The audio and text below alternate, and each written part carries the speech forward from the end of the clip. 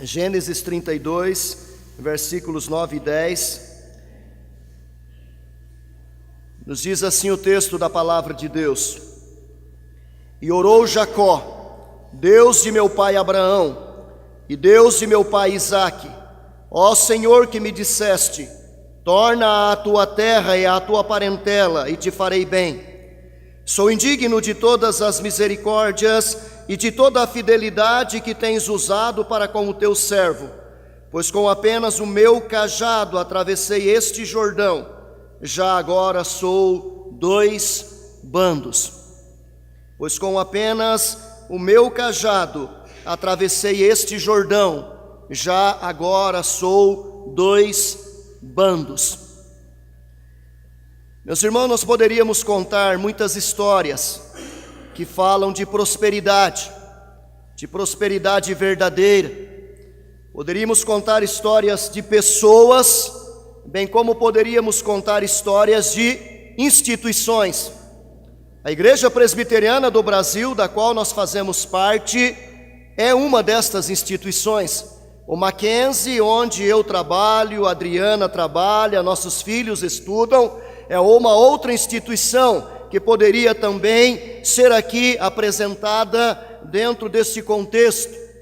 E muitas pessoas, homens e mulheres, também poderiam estar dentro deste conceito. Com apenas o meu cajado atravessei este Jordão, já agora sou 2 bandos. Jacó estava voltando para casa depois de 20 anos, longe de sua família, longe de seu pai, longe de sua mãe, longe de seu irmão. 20 anos vivendo na casa de seu tio, que também se tornou sogro e que também era seu patrão. Labão era tio, sogro e patrão de Jacó. 20 anos depois ele volta, e quando ele está atravessando o Jordão, ele se lembra que há 20 anos antes, ele havia atravessado aquele Jordão com apenas um cajado na mão. E agora este homem volta com esposas, filhos, servos, servas e muito gado, muito animal, muita riqueza. A palavra de Deus nos diz que ele era riquíssimo. Com certeza Jacó era um homem próspero. Ele conseguiu, no decorrer destes 20 anos, se tornar um homem próspero, um homem abastado, um homem rico.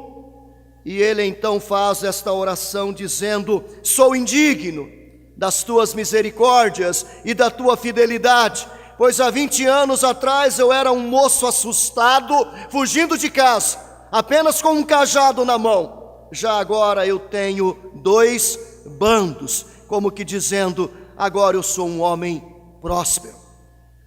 E eu gostaria, meus irmãos, nesta noite, à luz deste texto, pensarmos a respeito da verdadeira prosperidade. Durante muito tempo tem sido debatida esta questão. Muitas igrejas e movimentos neopentecostais têm tratado desta questão de forma banal, entendendo prosperidade apenas como riqueza material, conquista de bens materiais, entendendo que isto é um direito do ser humano, principalmente daquele que teve um encontro com Jesus Cristo. A partir do momento que eu me tornei um cristão, naturalmente eu tenho que estar debaixo desta bênção, desta unção de Deus, e desta forma eu tenho que ser próspero, principalmente nas questões que falam de coisas materiais e bens materiais e riquezas materiais. E então eu tenho que exigir, eu tenho que cobrar, eu tenho que enquadrar Deus. Se Deus não me der isto, eu posso cobrar dele. Eu assistia uma vez um sermão pregado por um desses líderes de igrejas neopentecostais, por volta de 2 ou 3 horas da madrugada. E ele dizia: se Deus não lhe der o que você está pedindo, você pode encurralá-lo na parede, pode colocar o dedo na cara dele e dizer: Deus, eu exijo que me dês aquilo que eu quero. Como que se fosse um direito adquirido nosso, uma vida de fartura, de abundância e de prosperidade, uma vez que nos tornamos crentes em Cristo Jesus. Lendo a palavra de Deus e lendo a história e a biografia de Jacó, nós vamos ver que a verdadeira prosperidade, de fato, ela existe. de fato podemos ser prósperos na nossa vida, mas vamos ver que os caminhos, os fundamentos desta verdadeira prosperidade não tem a ver com enquadrar Deus, exigir de Deus, obrigar Deus a nos dar coisas materiais. Vamos ver também que prosperidade verdadeira não é apenas termos uma bela casa, um belo apartamento, carro zero, riqueza, fartura, abundância, saúde, alegria, prazeres e glórias materiais. Vamos ver que ela é muito mais ampla e mais profunda do que tudo isso. Algumas verdades nós aprendemos, queridos, sobre esta prosperidade. E a primeira delas, aqui nós aprendemos à luz da vida e da história de Jacó, é que verdadeira prosperidade implica em trabalho honesto. A verdadeira prosperidade, crescer, prosperar, desenvolver, sair de um ponto mais baixo e chegar num ponto mais alto, sair de um cajado na mão e chegar a ter 2 bandos, não ter nada e de repente ter muito, isso é fruto de trabalho honesto. No capítulo 32 do livro de Gênesis, 31 do livro de Gênesis, nós vamos perceber que Jacó trabalhou para ter estas coisas. 31, 28 ao 42, ele diz, 38 ao 42, ele diz: 20 anos eu estive contigo, as tuas ovelhas e as tuas cabras nunca perderam as crias, eu não comi os carneiros do teu rebanho, nem te apresentei o que era despedaçado pelas feras, sofri o dano, da minha mão o requerias, tanto furtado de dia como de noite, de maneira que eu andava de dia consumido pelo calor, de noite pela geada, e o meu sono me fugia dos olhos. 20 anos permaneci em tua casa, 14 anos te servi por tuas 2 filhas, 6 anos por teu rebanho, 10 vezes me mudaste o salário. Se não fora o Deus de meu pai, o Deus de Abraão e o temor de Isaque, por certo me despedirias agora de mãos vazias. Deus me atendeu ao sofrimento e ao trabalho das minhas mãos. Jacó estava apresentando a sua defesa diante de seu tio, sogro, patrão. Ele estava fugindo da casa do patrão, do sogro e do tio. Ele estava voltando para sua casa, uma vez que Deus falara com ele: volta, Jacó, volta para a sua terra, volta para a sua casa, volta para seus pais. Só que ele saiu sem avisar Labão que estava indo embora. E alguns dias depois ele é alcançado por Labão, seus filhos e seus servos, e eles então literalmente enquadram Jacó. Labão já há muito tempo não estava se relacionando bem com ele, porque ele percebia que Jacó estava ficando mais rico que ele, percebia que ele estava prosperando mais do que ele, e ele então já não via Jacó com bons olhos. E agora então chega um momento em que ele literalmente passa Jacó num pente fino. Ele começa a examinar toda a bagagem, examinar tudo aquilo que Jacó tem, e ele começa como que colocar em dúvida aquela riqueza, aquela fartura, aquela abundância de Jacó, como que se aquilo tudo fosse fruto de desonestidade. E Jacó então apresenta diante de seu sogro, tio, patrão, a sua defesa, dizendo: 20 anos estive contigo, 20 anos eu trabalhei na sua casa, 20 anos eu servi ao Senhor. E ele vai dizer algumas coisas muito importantes no texto. Ele diz: as tuas ovelhas e as tuas cabras nunca perderam as crias. Eu sou da roça, eu fui criado na lavoura, até meus 14 anos eu cuidei de gado. Eu sei o que é uma vaca, uma ovelha, uma cabrita dar uma cria. Eu sei que isso exige muito cuidado, muita dedicação. O que Jacó estava dizendo é que nesses 20 anos ele se dedicou de forma total e completa a cuidar do trabalho que lhe fora confiado. Ou seja, ele era um trabalhador dedicado, um trabalhador consagrado, que cuidava daqueles rebanhos com esmero, com cuidado, com zelo. Não era aquele empregado relapso, Não era aquele empregado preguiçoso, não era aquele empregado que faltava, não era aquele empregado descuidado, era alguém presente, que alimentava adequadamente aquele gado, que levava para boas pastagens, que levava para boas águas para que elas bebessem, para que elas tivessem saúde, que cuidava delas, limpava adequadamente, tirando todo tipo de sujeira, carrapichos, picões, que limpava, cuidando de insetos para que não fossem tomadas de bichos e assim ficassem doentes. Isso dá muito trabalho, meus irmãos. E Jacó está dizendo: 20 anos eu dediquei minha vida, de tal forma que tuas ovelhas e tuas cabras nunca perderam as crias. Sabem por quê? Porque eu cuidava delas, cuidava de forma esmerada, cuidadosa, com muito zelo. Ele diz mais: nunca comi um carneiro do teu rebanho, nunca peguei um deles para fazer um churrasco com os meus amigos.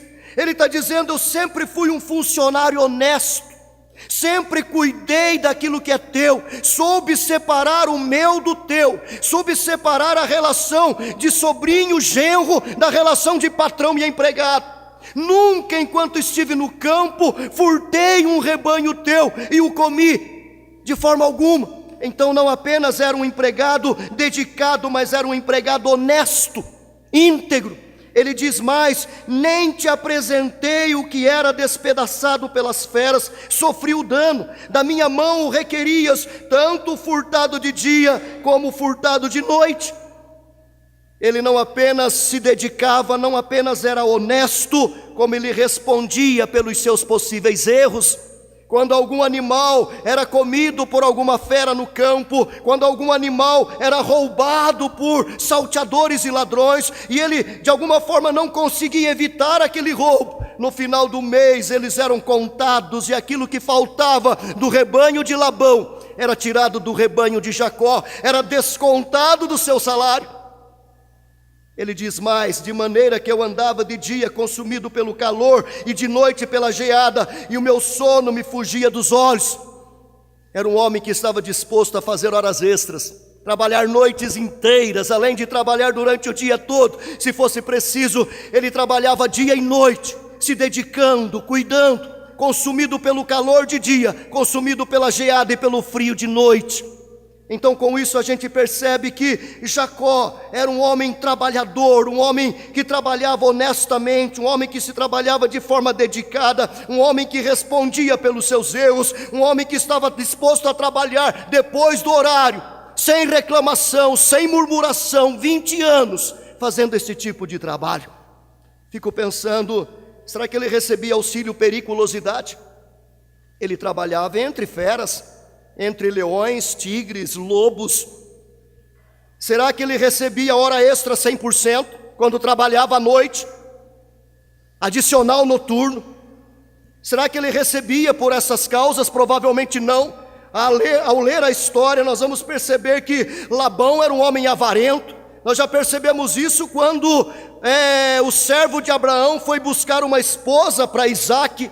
E quando ele chega lá e ele vê que sua irmã Rebeca chegou com pendentes nas orelhas e no nariz, ele ficou logo interessado em receber o servo de Abraão, porque ele era uma pessoa avarenta. Passaram-se alguns anos e provavelmente isso não mudou. Labão era um homem desonesto e provavelmente ele explorou muito Jacó.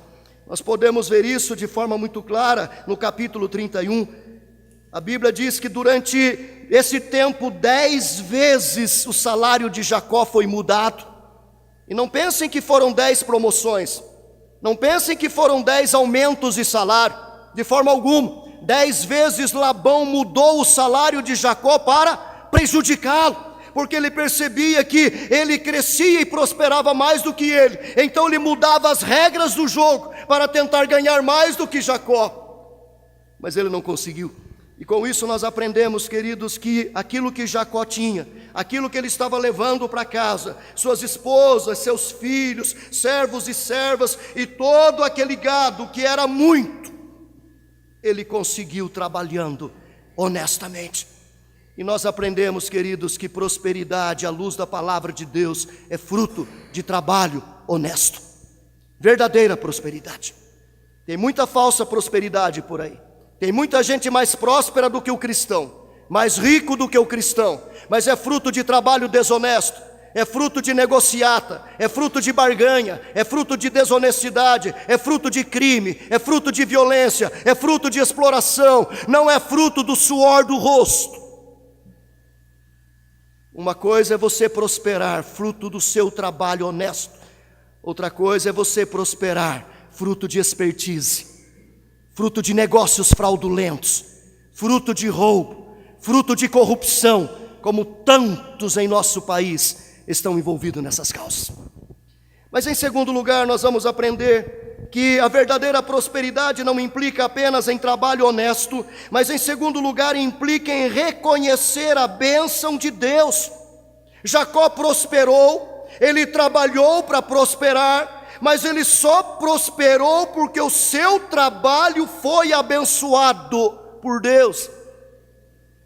No capítulo 32, que nós já lemos, versículos 9 e 10, ele está fazendo uma oração, e ele diz: Deus de meu pai Abraão, sou indigno de todas as tuas misericórdias, de toda a fidelidade que tens usado para com o teu servo, pois com apenas o meu cajado atravessei este Jordão, já agora sou 2 bandos, como que dizendo: Deus, eu reconheço que se há 20 anos atrás eu era um jovem pobre, assustado, amedrontado, fugindo de casa, sem expectativa e sem esperança, e se hoje, 20 anos depois, eu sou um homem rico, abastado, eu reconheço que isso é manifestação do teu amor, do teu cuidado, da tua bênção e da tua misericórdia para comigo. Ele reconheceu a bênção de Deus sobre a vida dele. No capítulo 31, versículo 5 em diante, diz assim, ele conversando com suas mulheres Raquel e Lia, ele diz: vejo que o rosto de vosso pai não me é favorável como anteriormente, porém o Deus de meu pai tem estado comigo. Vós mesmas sabeis que com todo empenho tenho servido a vosso pai, mas vosso pai me tem enganado, por 10 vezes me mudou o salário, porém Deus não lhe permitiu que me fizesse mal nenhum. Se ele dizia: os salpicados serão o teu salário, então todos os rebanhos davam salpicado. E se dizia: os listados serão o teu salário, então todos os rebanhos davam listados. Assim Deus tomou o gado de vosso pai e me deu a mim. Jacó está dizendo: eu entendo que eu trabalhei, eu entendo que eu me sacrifiquei, mas eu entendo que a minha prosperidade é bênção de Deus, é manifestação do seu amor. Queridos, a verdadeira prosperidade implica em reconhecer a bênção de Deus. No capítulo 6 de Deuteronômio que nós lemos, no capítulo 8 de Deuteronômio que nós lemos, nós vimos ali com farturas de argumentos, a palavra de Deus nos dizendo que nossa riqueza, nossa prosperidade, nossa fartura, nossa abundância, tudo o que temos é manifestação de Deus. Em Crônicas capítulo 29, Davi ora ao Senhor, e na sua oração ele diz: riquezas e glórias vêm de ti, tu dominas sobre tudo. Ele vai dizer: porque tudo vem das tuas próprias mãos. A Bíblia nos ensina que o que temos e o que somos é manifestação do amor de Deus. Bênçãos materiais, bênçãos espirituais, bênçãos morais, bênçãos intelectuais, família, profissão, crescimento, desenvolvimento, dons, talentos, habilidades, tudo isso é manifestação do amor de Deus. Mas por que é preciso reconhecer a bênção de Deus? Porque esta é uma bênção, é uma graça comum, é uma graça que Deus manifesta a toda a criação. É uma graça que Deus derrama sobre todo o planeta. Diariamente Ele nos dá recursos, diariamente Ele nos dá vida, saúde, água, oxigênio. Ele manda o sol, o frio, o calor, a chuva. Ele faz a terra produzir, Ele faz a semente nascer, crescer e dar frutos. E isso não é só para o justo, isso é para o ímpio também. No Salmo 73, o salmista até reclama com Deus, dizendo que os ímpios prosperam mais do que os justos. Esta é uma graça comum, Deus abençoa todos indistintamente. Deus abençoa o ser humano. O médico, o advogado, o engenheiro, o professor, o agricultor, o lavrador, o pedreiro, o administrador. Não importa se ele é cristão ou não, ele é de alguma forma abençoado por Deus. Com a bênção da inteligência, com a bênção da vida, com a bênção do corpo, com dons, talentos, habilidades, conhecimento, fartura, provisão. O problema é que o ímpio não reconhece isso. O problema é que o ímpio não se volta para Deus. O ímpio está naquele grupo dos 9 leprosos curados que não voltaram para dar glória a Deus. Ele não reconhece naquilo que ele tem, naquilo que ele é, naquilo que ele ganha, naquilo que ele conquista, uma intervenção milagrosa de Deus. Ele acha que ele é o responsável pela sua fartura, ele é o responsável pela sua prosperidade, ele é o responsável pelo seu desenvolvimento. Ele não entende que exista aí o milagre da intervenção de Deus. Jacó reconheceu, Davi reconheceu, Salomão reconheceu, Daniel reconheceu, outros reconheceram. O ímpio não reconhece. Verdadeira prosperidade implica em reconhecer a bênção de Deus.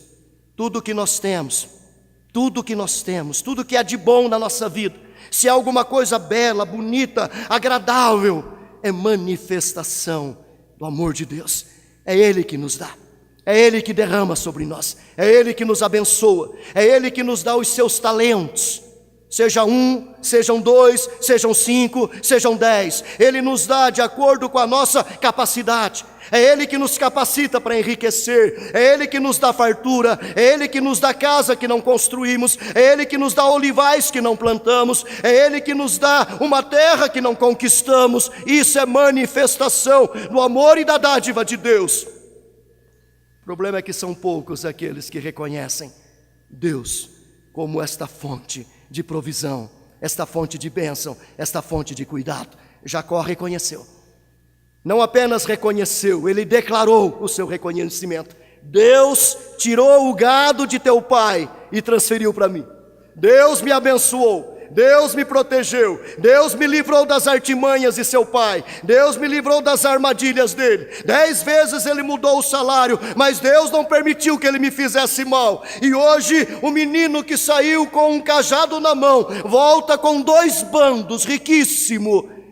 E ele vai dizer: isto é manifestação do amor, da misericórdia e da fidelidade de Deus para comigo. Mas em terceiro lugar, queridos, nós vamos aprender que verdadeira prosperidade não implica apenas em trabalho honesto, não implica apenas em reconhecer a bênção de Deus, mas em terceiro lugar implica em transformação da nossa vida. Se a nossa prosperidade não nos levar a uma vida de transformação, a uma mudança do nosso ser, a uma mudança do nosso caráter, a nos fazer, ao reconhecer a bênção de Deus sobre o nosso trabalho, isso não nos levar a um novo nascimento, a uma nova vida, uma nova expectativa com Deus, toda esta fartura, toda esta abundância não adianta de nada. Labão era um homem rico. Esaú, irmão de Jacó, era um homem rico. Tinha prosperidade tanto quanto Jacó. Mas Labão e Esaú não experimentaram o que Jacó experimentou. No capítulo 32, nos versículos 22 em diante, nós encontramos a passagem que fala que Jacó luta com Deus ao transpor o val do Jaboque. Ele estava voltando para casa, ele estava para se encontrar com o seu irmão, ele estava, naquele momento ele faz aquela oração, reconhecendo aqui a manifestação de Deus sobre a sua vida. Agora, no final daquele dia, ao anoitecer, ele fica sozinho. O texto diz: levantou-se naquela mesma noite, tomou suas 2 mulheres, suas 2 servas e seus 11 filhos e transpôs o val do Jaboque.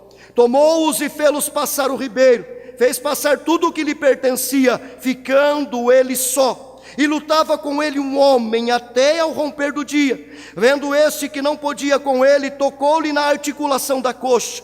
Deslocou-se a junta da coxa de Jacó na luta com o homem. Disse este: deixa-me ir, pois já rompeu o dia. Respondeu Jacó: não te deixarei ir se não me abençoares. Perguntou-lhe, pois, como te chamas? Ele respondeu, Jacó. Então disse, já não te chamarás Jacó, e sim Israel, pois como príncipe lutaste com Deus e com os homens.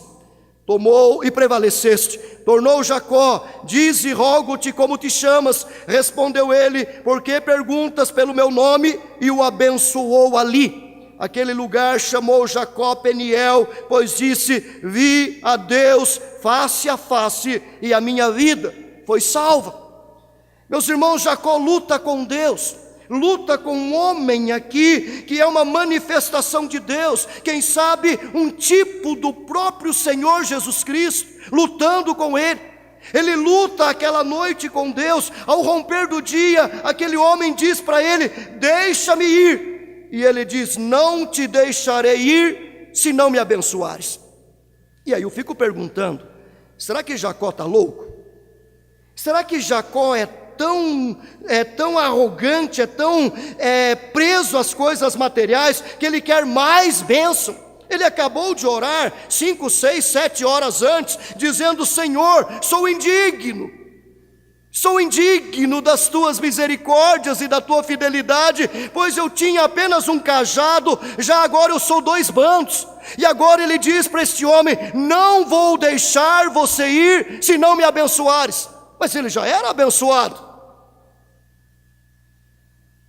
Ele próprio declarou, muito abençoado.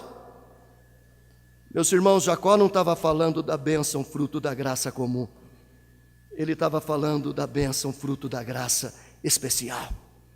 O que Jacó estava dizendo nesta luta com Deus aqui, que ele queria de fato uma bênção que mudasse a sua vida, mudasse o seu ser, mudasse o seu caráter.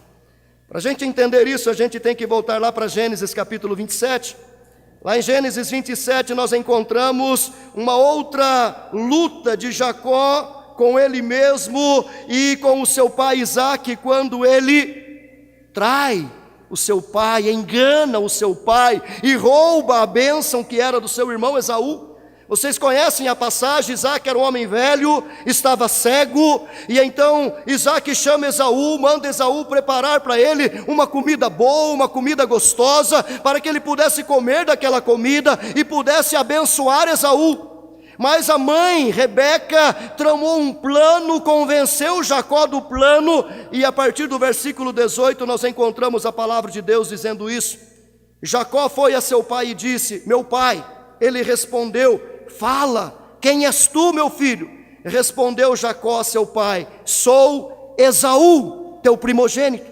Fiz o que me ordenaste. Levanta-te, pois, assenta-te e come da minha caça, para que me abençoes. Disse Isaque a seu filho, como é isso, que a pudeste achar tão depressa, meu filho? Ele respondeu, porque o Senhor teu Deus a mandou ao meu encontro. Então disse Isaque a Jacó, chega até aqui, para que eu te apalpe, meu filho, e veja se és meu filho Esaú ou não. Jacó chegou-se a Isaque seu pai, que o apalpou e disse, a voz é de Jacó, porém as mãos são de Esaú. E não o reconheceu, porque as mãos com efeito estavam peludas como as de seu irmão Esaú, e o abençoou. Ele disse, és meu filho Esaú mesmo? Ele respondeu, eu sou. Então disse, chega isso para perto de mim, para que eu coma da caça de meu filho, para que eu te abençoe. Chegou-lhe e ele comeu, trouxe-lhe também vinho e ele bebeu. Então lhe disse Isaque seu pai, chega-te e dá-me um beijo, meu filho. Ele se chegou e o beijou. Então o pai aspirou o cheiro da roupa dele e o abençoou e disse, queridos, percebam que Jacó enganou o seu pai, enganou o seu irmão, roubou uma bênção que não era dele. Agora ele está aqui 20 anos depois, lutando com o próprio Deus, que conhece o seu coração, e agora na madrugada esse homem quer ir embora, e ele diz, não te deixarei ir, enquanto não me abençoares. Então perguntou-lhe, como te chamas? Ele havia ouvido esta pergunta 20 anos atrás, qual é o teu nome? E ele disse, Esaú, o teu primogênito. Agora não é mais Isaque quem está perguntando qual é o teu nome, é o próprio Deus perguntando para ele qual é o teu nome. E ele diz Jacó. Jacó significa aquele que segura pelo calcanhar. Jacó significa aquele que puxa para trás. A ideia é de desonestidade, alguém que quer tomar o lugar do outro. A ideia é puxar-o da frente para trás, para que eu, com o impulso, possa me jogar para frente e ficar no lugar dele. Jacó tem essa ideia então de usurpador, aquele que usurpa. Quando ele disse Jacó, ele estava dizendo: eu sou Jacó, aquele que engana. Literalmente ele estava dizendo: eu sou uma fraude. Diante de Deus ele abre seu coração e ele diz: eu não quero mais viver esta mentira. Eu não quero mais esta bênção roubada, esta bênção usurpada. Eu quero a minha bênção. E então aquele homem diz para ele: já não te chamarás Jacó, e sim Israel, porque lutaste com Deus e com os homens e prevaleceste. Queridos, a vida daquele homem foi mudada. A vida daquele homem foi transformada. Interessante é que ele está voltando para casa, voltando para a terra prometida, está para adentrar novamente à terra da promessa. Ele saiu Jacó, o enganador, Jacó, o usurpador. Ele saiu fugido porque havia enganado seu pai e traído seu irmão. Mas agora ele não volta mais Jacó, ele volta agora a Israel, príncipe de Deus, o pai das 12 tribos que formaria o povo do qual nasceria o nosso Senhor e Salvador Jesus Cristo. Verdadeira transformação, verdadeira prosperidade implica em transformação da nossa vida.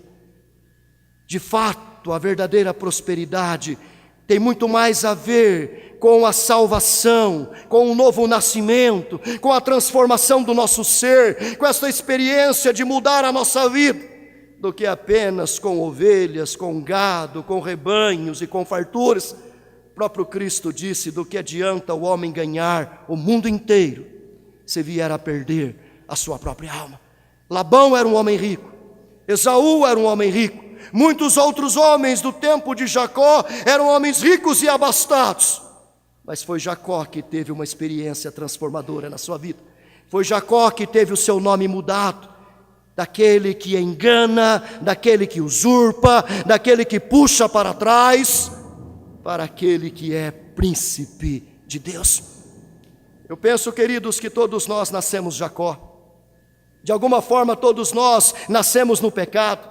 O reverendo Jair tem pregado todas as manhãs de domingo aqui sobre Efésios, falando sobre a nossa natureza corrompida e pecaminosa, falando que estávamos, como diz Paulo, no nosso estado de pecado e de miséria, que éramos por natureza filhos da ira, inimigos de Deus. Mas Deus veio ao nosso encontro, como Deus veio ao encontro de Jacó. Deus mudou a nossa vida, como mudou a vida de Jacó. O texto diz: e o abençoou ali. Ele foi abençoado, e não era mais a bênção da prosperidade material, agora era a bênção da prosperidade espiritual, de uma vida moral transformada. A partir daquele momento, Jacó já não seria mais Jacó, o enganador, mas seria Israel, o príncipe de Deus. E Jesus quer fazer isso na minha e na sua vida. Infelizmente nós vivemos numa sociedade materialista, numa sociedade que só pensa no vil metal. Nossos filhos são educados para esse materialismo. Desde cedo eles são educados a terem uma boa educação, uma boa escola, para fazerem uma boa universidade, para irem em busca de uma boa profissão, para que possam ganhar muito dinheiro. Infelizmente nós estamos sendo corrompidos por esta sociedade materialista e estamos preparando os nossos próprios filhos simplesmente em busca de prosperidade material, prosperidade intelectual, prosperidade social, e nos esquecemos que o bem maior que podemos fazer para eles e para esta nação é a prosperidade espiritual, é a transformação da vida, o novo nascimento. Mas quantos realmente tem seguido este caminho? Quantas vezes estamos tão presos ao dinheiro, ao trabalho, às coisas materiais, que não temos tempo para as coisas de Deus, nos esquecendo que a maior, mais profunda, significativa e duradoura prosperidade é ser arrancado do lamaçal do pecado e trazido para o reino da maravilhosa luz de nosso Senhor Jesus Cristo. Todos nós começamos Jacó. Mas a gente não precisa terminar Jacó. A gente pode terminar Israel. Mas para que isso aconteça, nós temos que passar também pelo val do Jaboque, pelo vale da transformação. Nós também temos que ter esta luta com Deus, para que a nossa velha natureza seja destruída, para que o nosso coração pecaminoso seja destituído do seu trono e no lugar dele Jesus Cristo possa se assentar. Nós também temos que morrer para que possamos nascer de novo, nascer filho de Deus, nascer amigo de Deus, nascer transformado, nascer não mais para viver neste mundo, mas para adentrar os portais da Canaã celestial. E isto só é possível pela obra transformadora de nosso Senhor e Salvador Jesus Cristo. Então é claro que Deus vai continuar nos abençoando, claro que Deus vai continuar abençoando o nosso trabalho, para que tenhamos como sobreviver, criar nossos filhos e educá-los, mas pode ter certeza que a maior obra que Deus quer fazer na minha e na sua vida é nos fazer nascer de novo, é transformar o nosso coração, é nos transformar em Israel, seu povo, príncipe de Deus. Que Deus nos ajude, que Deus nos abençoe e que a gente experimente essa verdadeira prosperidade em nossa vida. Continue trabalhando de forma honesta o trabalho que Deus lhe deu. Não importa se você é faxineira, se você é dona de casa, se você é pedreiro, eletricista, ou se é engenheiro, médico, um grande administrador, um grande empresário. Não importa. Se você está trabalhando com honestidade, amém. Glória a Deus por isso. Todas as profissões e todos os trabalhos dignos glorificam o nome de Deus, se nós fizermos para a glória de Deus. Claro que existem trabalhos que não são dignos. Roubar não é digno, matar não é digno, traficar não é digno, prostituir não é digno. Isso também é trabalho, mas não é trabalho honesto. Não é trabalho honesto. Segundo lugar, reconheça a bênção de Deus. Reconheça que Deus tem lhe dado vida, saúde, sabedoria, inteligência, dons, talentos, habilidades. Reconheça que Ele tem protegido você, livrado das armadilhas do mundo. Reconheça que o que você era e é hoje é tão somente manifestação do cuidado de Deus na sua vida. Mas acima de tudo, aprofunde seu conhecimento com Deus. Busque ao Senhor a ponto de que a sua vida, o seu ser, seja transformado. Você nasça de novo. Pois não adianta construir belas casas, não adianta deixar ricas poupanças para os nossos filhos se tombarmos e a nossa alma se aprofundar nas trevas do inferno. É preferível que eles fiquem sem nada, mas que você morra e vá para o céu e deixe a eles um legado de dignidade, de respeito, deixe a eles o caminho aberto para a salvação, do que o contrário. Jacó foi um exemplo para nós, de um homem que nasceu Jacó, mas terminou Israel. Que Deus nos abençoe. Amém.